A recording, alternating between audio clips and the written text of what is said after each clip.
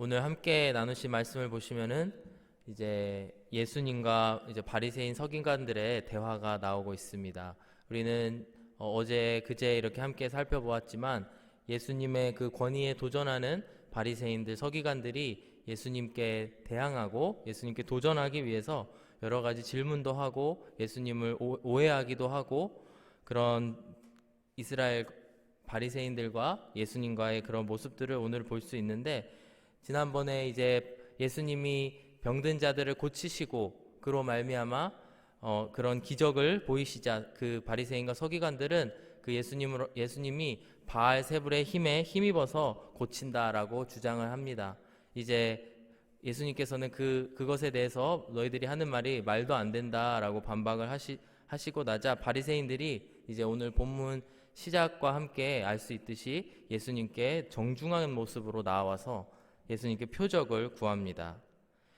복음서에서는 여러 번 이제 표적에 대한 말씀이 나옵니다. 이제 모든 공관복음과 요한복음에 두루 예수님의 표적, 기적 이런 이야기들이 아주 많이 기록되어 있는데요. 이제 표적이란 무엇인가 우리가 그 의미를 생각해 보았을 때 바로 예수님이 그리스도 되심을 나타내는 그 증거들이 바로 표적이라고 말할 수 있겠습니다. 여러 가지 기적적인 일들, 주로 기적적인 일들이죠. 기적적인 일들을 통해서 이 예수님이라고 하는 이 사람이 하나님의 아들이시고 또한 하나님이시구나라는 것을 알 수 있는 그 사인이야말로 이런 표적이라고 할 수 있겠습니다. 그래서 복음서에 보면은 기적이라든지 이적이라든지 표적이라는 이 여러 가지 유사한 단어들이 거의 동의어와 같이 사용되게 되는데, 사실 우리의 신앙 생활에 있어서도 그 시작점에서 많은 분들이 기적적인 사건을 경험한다거나 하나님의 그런 표적을 보게 되는 경우들이 많이 있습니다. 사실 이것들을 의미를 여러 가지로 이렇게 생각을 하게 되면은 처음에는 미라클, 이게 기적에 가까운 기적적인 일들이구나, 이게 이 세상에 있을 수 없는 일이구나 라는 생각에서 시작되었다가 나중에 이것이 예수님과 연결이 되고 하나님과 연결이 되면서 이게 하나님이 나에게 주신 은혜의 표적이구나, 바로 사인이구나 하는 생각을 할 수가 있습니다. 그래서 우리의 신앙생활도 한때 기적만 쫓던, 우리가 교회를 다니게 되면 병고침을 받을 것이다, 우리가 교회를 다니게 되면 어떤 기적적인 일들을 경험하게 될 것이다 라는 그런 미라클만 쫓던 그런 신앙에서 이제는 그 무엇보다도 내 안에 가장 귀한 것은 예수님을 아는 것이다, 그래서 예수님의 그 사인을 찾아가는 그런 신앙인의 모습으로 점점 성장해 나아가고 계신 줄로 믿습니다. 그런 의미에서 우리는 지속적으로 하나님의 표적을 구해야 되고 예수님이 어떤 분이신지에 대해서 알아가는 것이야말로 가장 큰 축복인 줄로 믿습니다.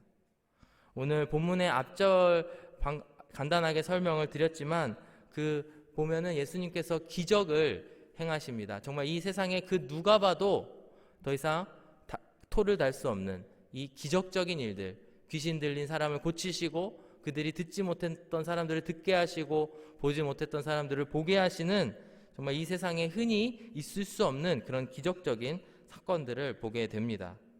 아마도 그 무리들 가운데에는 여러 종류의 사람이 있었으리라고 생각이 됩니다. 어떤 사람들은 그 기적을 보고 우와, 나도 저런 기적적인 일을 경험하고 싶다라고 쫓아가는 사람도 있었을 것이고, 또 예수님이 저 사람이 바로 그 다윗의 자손이구나, 그 메시아구나, 메시아의 표적이로구나 하고 쫓아갔던 사람들도 있었을 것입니다. 그런데 아까 말씀드렸다시피 바리새인들 같은 경우에는 그 기적 자체를 인정하지 않으려고 하고 오히려 바알세불의 힘에 의존했다라고 하면서 예수님을 깎아내리기에 바빴던 그런 모습을 우리가 이제 38절 함께 읽으면서 살펴보기를 원합니다. 그때에 서기관과 바리새인 중 몇 사람이 말하되 선생님이여 우리에게 표적 보여주시기를 원하나이다. 만약에 맥락 없이 이런 앞에 배경 설명 없이 이 구절만을 읽게 되신다면 아마도 혹시 이 사람들이 믿음이 좋은 사람들이라서 하나님의 은혜를 받기 위해서 예수님께 나와서 이런 말을 하는 것이 아닐까 생각하실 수도 있을 것입니다. 하지만 우리는 이 배경도 알고 이들이 어떤 사람들인지도 알기 때문에 이 말이 굉장히 온화해 보이고 굉장히 정중해 보이는 표현 가운데에서 예수님을 헐뜯기 위해서, 예수님을 믿지 않기 위해서 하는 말임을 우리는 알 수가 있습니다. 오늘 본문과 이제 평행 구절인 마가복음 8장 11절의 말씀을 보시면은 정확히 이렇게 표현을 하고 있습니다. 바리새인들이 나와서 예수를 힐난하며 그를 시험하여 하늘로부터 오는 표적을 구하거늘. 그들의 목적은 바로 예수님을 힐난하기 위해서, 예수님을 물어뜯기 위해서, 그리고 그를 시험하기 위해서 표적을 구했다라고 이야기를 합니다. 이들이 구한 것은, 이들의 말을 해석하면 이렇습니다. 병을 고치는 거, 그거 예수님 당신이 여러 번 하셨지 않습니까? 그리고 다른 선지자들도 그런 일을 하는 얘기를 들어보았습니다.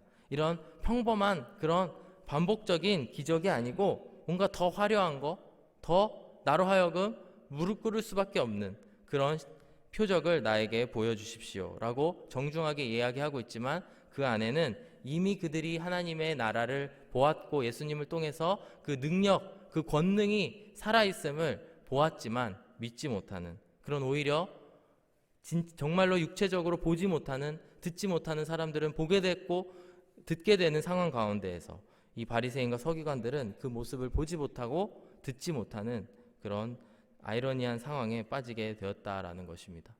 오늘 우리가 이 말씀을 묵상하면서 함께 기억해야 될 것은, 우리가 구하는 것이 무엇인가를 돌이켜 보았으면 좋겠습니다.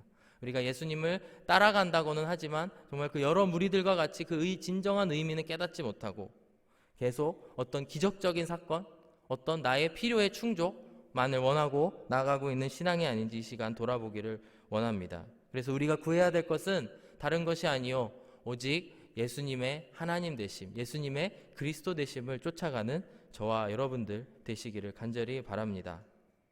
오늘 본문에서 바리새인들이 저지른 잘못은 무엇일까요? 단순히 하나님의 표적을 구한 것, 하나님 이런 표적을 보여주십시오, 표징을 보여주십시오, 구약에는 이런 단어가 쓰여지게 되는데요, 그것이 잘못된 것일까요? 그렇지 않습니다. 먼저 예를 들어서 사사기에 나오는 기드온과 같은 경우에는 하나님의 사사로 쓰임을 받게 되었는데 계속해서 표징을 구합니다. 하나님의 명령, 하나님의 말씀이 기드온에게 임하자 기드온은 여러 가지 표징을, 조건을 걸고, 주님 이렇게 들어주시면 제가 순종하겠습니다, 이런 것을 보여주시면 제가 하나님의 말씀인 줄 알고 제가 나아가겠습니다 라고 이야기를 합니다. 근데 놀랍게도 하나님께서는 그 표적을 다 친절하게 들어주신다라고 하는 것입니다. 바로 우리는 그 차이점을, 바리새인들과 기드온과의 차이점을 생각해 볼 수가 있는데, 기드온은 마음의 중심이 하나님께 순종하고 싶으나 두려움 가운데 있었고, 또 하나님이 아니면 어떡하지? 라는 두려움, 결국에는 하나님이 들어주셨을 때에 제가 순종하겠습니다 라는 약속과 같은 그 표적을 구하는 것이라는 것입니다. 반면에 바리새인들은 그 마음의 중심이 하나님으로부터 떠나고 예수님으로부터 떠나고 오히려 예수님을 죽이기 위한 그런 목적을 가지고 다가갔다라는 것을 이 시간 볼 수가 있습니다.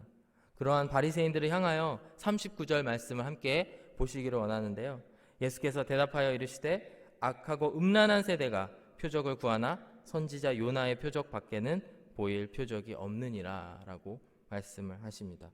예수님께서는 이런 악한 의도를 가지고 있는 바리새인들, 서기관들을 간파하시고 이들을 악하고 음란한 세대라고 부릅니다. 그리고 이러한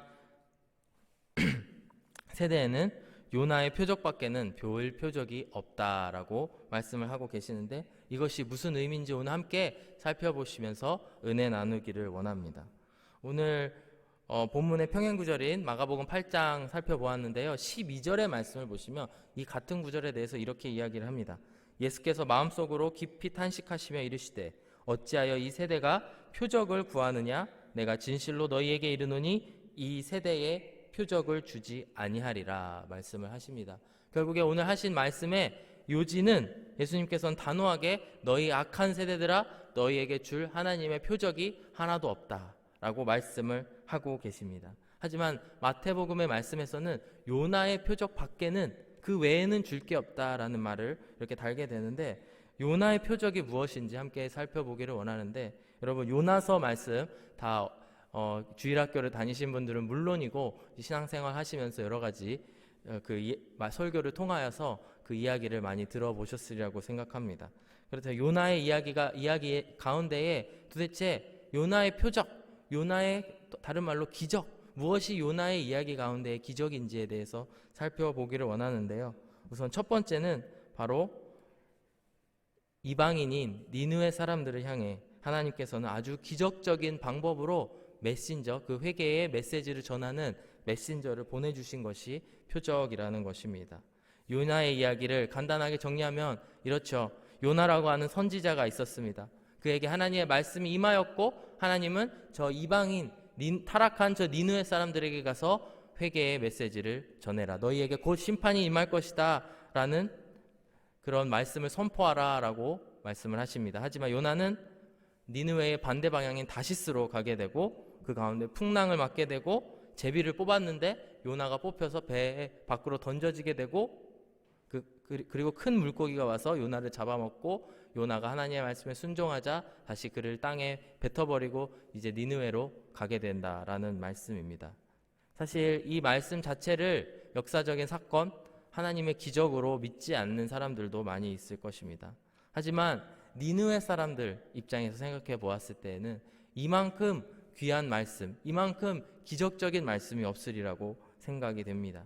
사실 하나님이 아니시면은 할 수 없는 일을 바로 요나라고 하는, 어찌 보면 그의 태도나 이런 여러 가지 부분에 있어서는 불순종적인 모습으로 보일지는 모르지만 이 사람을 통해서 바로 니느웨의 회개의 메시지, 심판의 경고의 메시지가 전달이 되었고 그 가운데에 그들이 회개하게 되어 하나님의 심판을 면하게 되었다라는 것이 바로 요나서의 전반부에 해당하는 이야기에 해당이 됩니다. 이것이 바로 요나의 표적에 해당하는 첫 번째 기적이라고 할 수 있겠습니다. 근데 예수님도 마찬가지로 우리에게 이런 모습으로 오시지 않으셨습니까? 예수님께서도 하늘에 계신 하나님이심에도 불구하고 아주 기적적인 성육신이라고 하는 그 모습을 방법을 통하여서 이 땅에 우리에게 오셔서 회개의 메시지, 회개하라 천국이 가까웠느니라 라고 말씀을 해 주신 것입니다. 오늘 우리가 기억해야 될 바로 요나의 표적은 하나님께서 극적으로 기적적으로 그의 메신저를 보내주셨고 그것이 바로 하나님이 하신 표적이다라고 하는 의미입니다.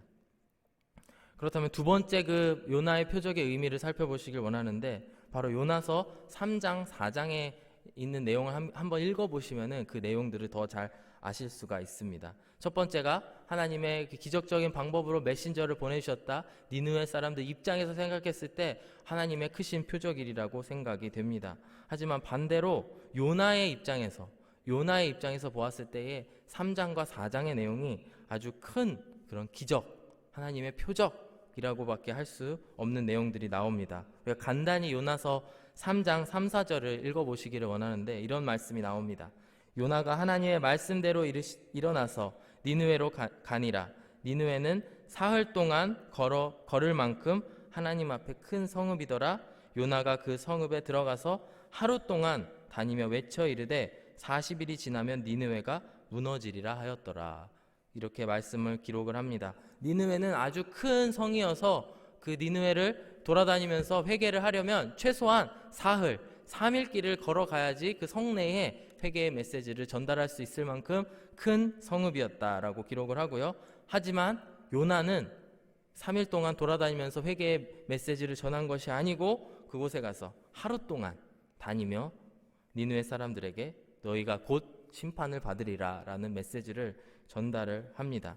바로 하나님의 기적은 이것입니다. 하나님께서는 어찌 보면 불순종하는 그런 요나를 통하여서 3분의 1에 밖에 해당되지 않는 그 도성에 하나님의 복음의 메시지를 전하셨습니다. 하지만 그 가운데에 니느웨 사람들이 어떻게 나오냐면 그 3분의 1 정말 하나님 전체 도성에도 퍼지지 않은 그 말씀을 통해서 5절 말씀을 보시면 니느웨 사람들이 하나님을 믿고 금식을 선포하고 높고 낮은 자를 막론하고 붉은 베옷을 입은지라. 그들이 무릎 꿇고 회개하며 나아오는 일들이 일어나게 된 것입니다. 10절 말씀도 함께 읽어보시면 하나님이 그들이 행한 것 곧 그 악한 길에서 돌이켜 떠난 것을 보시고 하나님이 뜻을 돌이키사 그들에게 내리리라고 말씀하신 재앙을 내리지 아니하시니라. 바로 이 사건이야말로 요나의 입장에서, 물론 요나는 이것을 보고 하나님께 불평을 하였지만 요나의 입장에서, 그리고 오늘날 이 메시지를 살펴보고 있는 우리들의 입장에서도 이것이야말로 하나님의 기적적인 사건, 표적이라고 하는 것입니다. 이방인인 니느웨 사람들, 어찌 보면 이스라엘 사람들과 상관이 없는 그 사람들 가운데에 기적적으로 요나를 보내셔서 회개의 메시지를 전달해 주셨습니다. 근데 그들 가운데에 전해진 그 아주 작은 메시지, 어찌 보면 fully 그 도성에 퍼지지 못했던 그 메시지이지만 그 말씀에, 그 메시지의 능력이 있어서 그 가운데에 사람들이 기적적으로 회개하면서 나아오게 되었다라는 것입니다. 이러한 요나의 메시지를 예수님께서는 40절 말씀을 보시면은 예수님의 그 사역, 예수님의 앞으로의 부활 사건과 연결시켜서 이렇게 말씀을 하십니다. 요나가 밤낮 사흘 동안 큰 물고기 뱃속에 있었던 것 같이 인자도 밤낮 사흘 동안 땅 속에 있으리라. 이렇게 요나의 사건과 대비를 시키셔서 비교를 하시면서 이런 메시지를 전하고 계신 것입니다. 요나라는 메신저를 기적적으로 보내셨듯이 예수님께서는 이 땅에 기적적인 모습으로 우리의 눈으로 보았을 때에는 더 이상 무엇을 더 바라겠습니까? 그런 모습으로 이 땅에 오셨습니다. 그리고 그 메시지를 이 땅에 전해주셨는데 그걸 통해서 우리가 회개를 하게 되었다라는 것입니다. 그리고 무엇보다 중요한 것은 그로 말미암아 우리가 하나님의 심판을 피하게 되고 하나님의 구원을 받아 이제 장차 도래할 천국의 백성이 되었다라는 것이 바로 요나의 표적입니다. 예수님께서는 바리새인들에게 너희들에게 어떤 표적도 줄 수 없으나 단 한 가지 요나의 표적을 너희들에게 준다. 즉 너희들이 회개하고 하나님 앞에 무릎을 꿇고 용서를 빌고 그 가운데에 천국에 들어가기를 소망한다면 너희들이 하나님의 구원을 받을 것이다. 하나님의 용서를 받을 것이다. 회개의 열매를 맺어라 라는 말씀을 하고 계신 것입니다. 사랑하는 여러분, 오늘 말씀을 통해서 우리가 정말 궁극적으로 구해야 되는 그런 표적이 무엇인지에 대해서 한번 고민해 보았으면 좋겠습니다. 병고침을 받는 것도 너무 중요하고요. 또 때로는 초자연적인 사건, 그런 일들이 우리 가운데에 필요할 때도 있습니다. 하나님 앞에 구해야 될 때도 많이 있습니다. 하지만 가장 우리 안에 중요한 것은 하나님의 말씀이 나의 귀에 들려졌을 때에 주님 제 마음이 겸손하여서 주님 앞에 회개하고 돌아갈 수 있게 하여 주시옵소서. 더 나아가서 나의 사랑하는 가족들이, 나의 사랑하는 이웃이 또는 그 누군가가 하나님을 힐난하려고 나에게 다가왔을 때, 주님께 다가왔을 때 니느웨 사람들처럼 그들이 변화되어서 겸손하게 말씀을 듣고 회개하는 기적이 일어나게 하여 주시옵소서라고 우리가 구해야 되는 것입니다. 바리새인들은 메시아께서 직접 전해주셨고 메시아께서 직접 그 기적들을 보여주셨음에도 불구하고 그들은 맹인과 같은 모습을 보였습니다. 오늘 우리가 요나의 기적에 감사하며 메신저 대신 예수님 보내주심 감사합니다. 성령님 통해 말씀을 깨닫게 하여 주심 감사합니다. 하나님 아버지의 그 심판을 면하게 하여 주셔서 감사합니다 라고 기도하는 저와 여러분들이 되시기를 주의 이름으로 축복합니다. 마지막으로 41절 42절까지만 오늘 함께 살펴보길 원하는데, 이제 이 말씀을 마무리하면서 이제 요나와 또 남방의 여왕, 이제 열왕기상과 역대하에 나오는 이 남방의 여왕들에 대한 이야기를 이렇게 대비하시면서 말씀하시면서 이 단락을 마무리를 하십니다. 함께 읽어보길 원합니다. 심판 때에 니느웨 사람들이 일어나 이 세대 사람을 정죄하리니 이는 그들이 요나의 전도를 듣고 회개하였음이거니와 요나보다 더 큰 이가 여기 있으며, 사실 이 41절의 말씀과 거의 똑같은 구조로 이렇게 다시 한번 반복이 되는데요. 42절 읽어보길 원합니다. 심판 때에 남방 여왕이 일어나 이 세대 사람들을 정죄하리니 이는 그가 솔로몬의 지혜로운 말을 들으려고 땅끝에서 왔음이거니와 솔로몬보다 더 큰 이가 여기 있느니라. 이렇게 말씀을 하고 계십니다. 공통점은 이것입니다. 심판 때에 사람들이 일어날 것이다, 부활을 할 것이다 라는 말씀을 하고 계시는 것입니다. 누구조차도 니느웨 사람, 이방 사람인 니느웨 사람, 이방 사람인 그 여왕, 남방의 여왕, 그 이디오피아에서 온 그 여왕을 이야기하거든요. 그 이디오피아에서 온 여왕들, 대표적인 구약에 나오는 구원받은 이방인들입니다. 그들도 일어나리라. 하지만 악한 세대들은 그러지 못할 것이다. 왜냐? 요나보다 더 크니 예수님, 그리고 솔로몬보다 더 크니 바로 예수님을 믿지 않기 때문이다 라는 것입니다. 이렇게 예수님께서는 바리새인들에게 경고하시며 너희들이 유대인이고 또 그 모든 전통을 이어받은 사람인 것처럼 행동을 하지만 너희들이 결국에 심판의 날에는, 마지막 날에는 저 이방인들, 구약에 나오는 이방인들보다 더 뒤에 있을 것이다. 그들은 구원을 받되 너희들은 받지 못할 것이다 라고 경고를 하고 계신 것입니다. 오늘 이 표적의 말씀, 요나의 표적의 말씀 함께 살펴보셨는데, 이제 이 나머지 43절에서 이하 50절까지의 말씀도 함께 각자 읽어보시기를 권합니다. 하지만 오늘의 말씀을 통해서 우리가 구해야 될 마음의 중심이 무엇이고 우리가 추구해야 될 그 표적이 무엇인지를 함께 고민하시고 기도하시는 저와 여러분들이 되시기를 주의 이름으로 축복합니다. 기도하겠습니다. 사랑하는 하나님 아버지, 감사합니다. 우리를 사랑하셔서 예수님을 보내주시고 우리에게 말씀해 주셔서 우리로 주님께 회개하고 돌아갈 수 있게 하여 주심에 감사합니다.